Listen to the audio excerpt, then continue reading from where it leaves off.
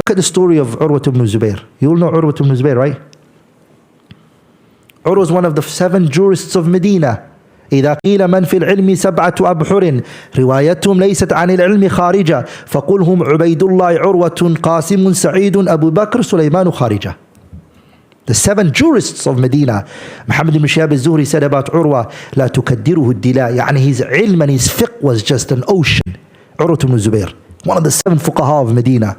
He was the one who could enter upon our mother Aisha with no hijab. He could just walk in. That was his auntie, his maternal auntie. His mother was who? Who was Urwa ibn Zubair's mother?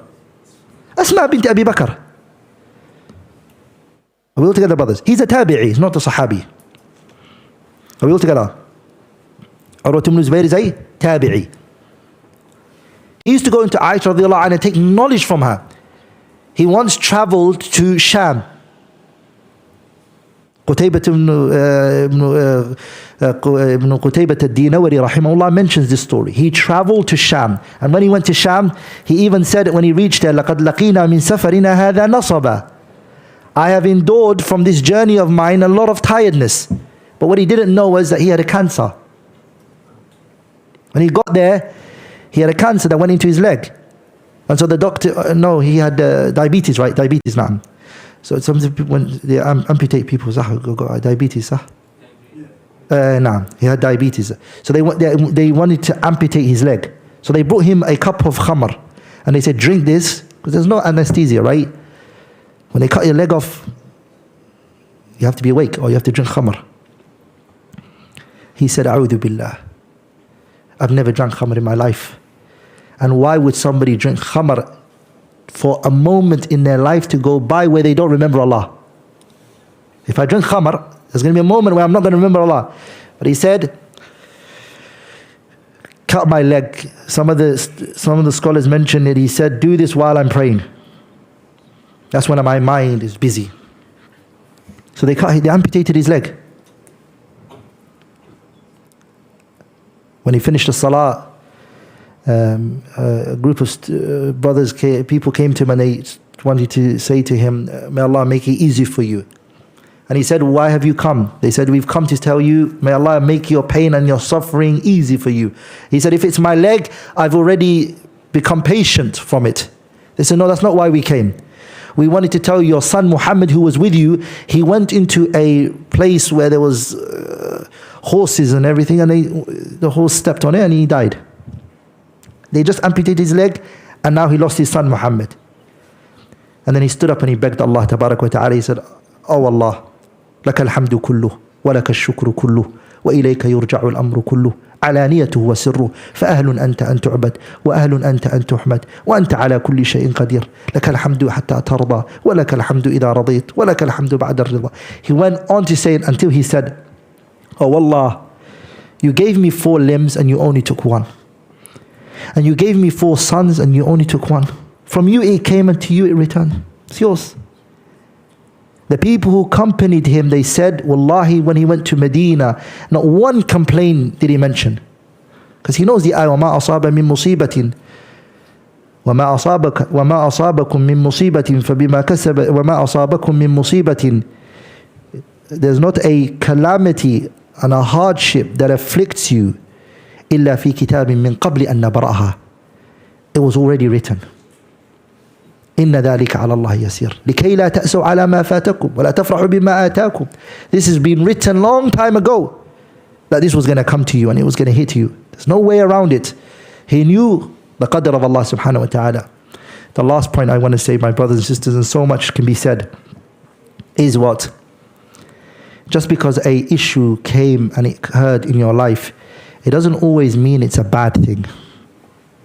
Some things might happen to you and it's a good thing. So what do? اصنع من الليمون شرابا حلوا.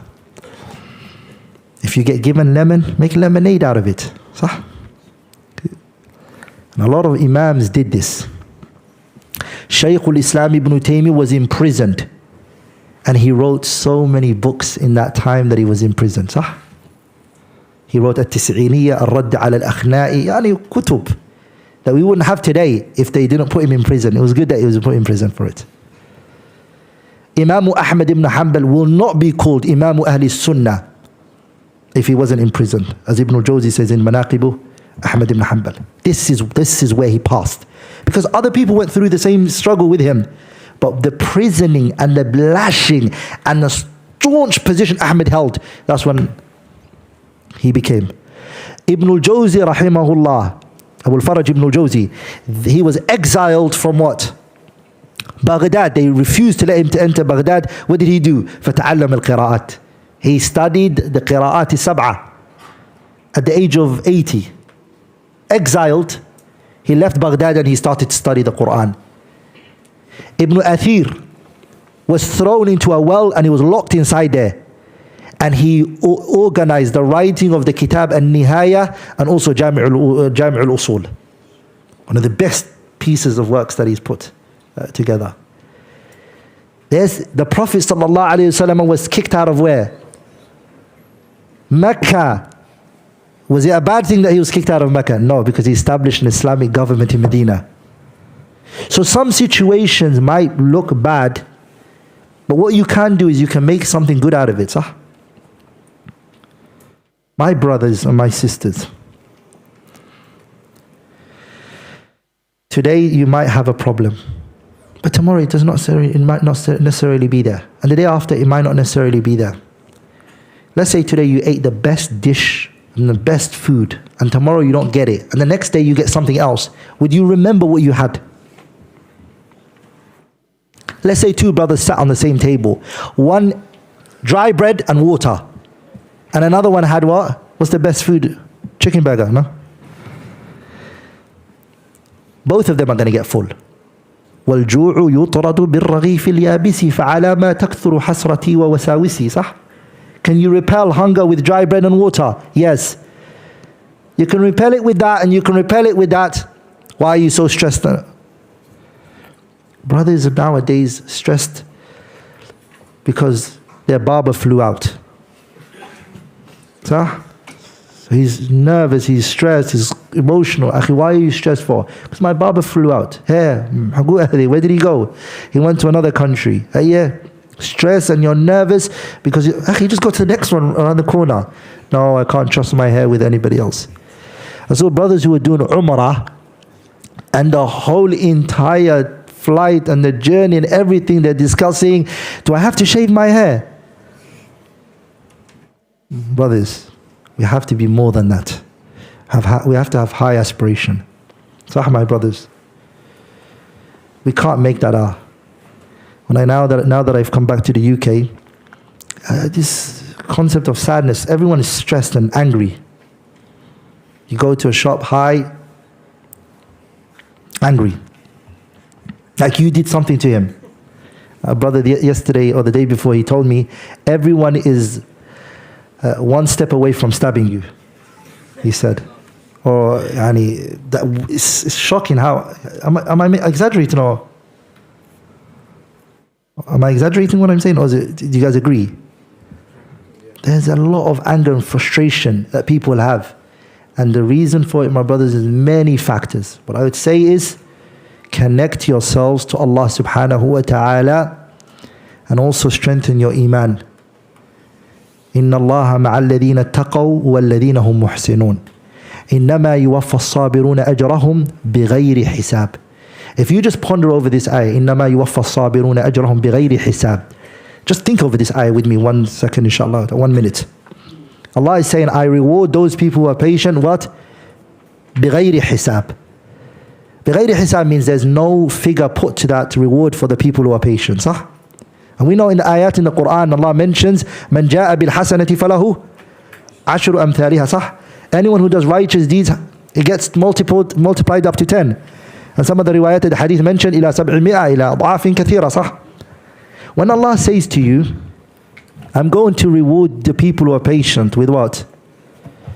I'm going to reward them بِغَيْرِ حِسَابٍ. بِغَيْرِ حِسَابٍ means with no figure number put to it. What do you expect from Allah subhanahu wa ta'ala? Something small or something big? It's the richest of rich. So with patience, my brothers and sisters, the reward is immense. And patience is a بحر لا ساحل له. It's an ocean that does have a shore. And it is mur, is bitter, but if you get it and you manage to find it within yourself, you can get very far.